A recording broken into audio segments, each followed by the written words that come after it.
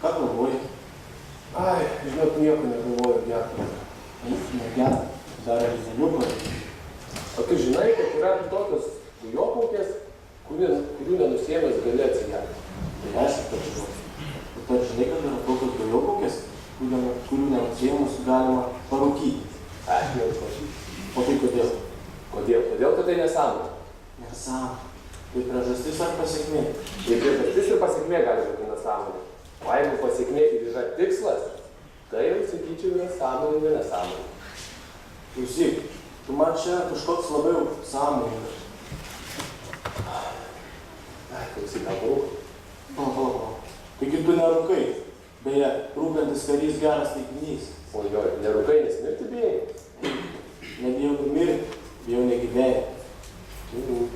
Matai, kartą sakė toks Einšteinas, kad mirties baimė yra mažiausiai pateisinama iš visų kitų baimių, nes mirusiam žmogui nieko nutikti jau nebegali.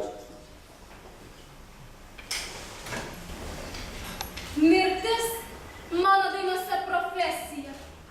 Mes to mokomi ir mokame tuo. Galim pabaigti bevaisės diskusijas. Svarbiau nei už ką yra vardan ko. Mirtis mano dainose šypsos. Finale distancijos ji bus įveikta. Greičiai ir atstumai nuolat keičiasi.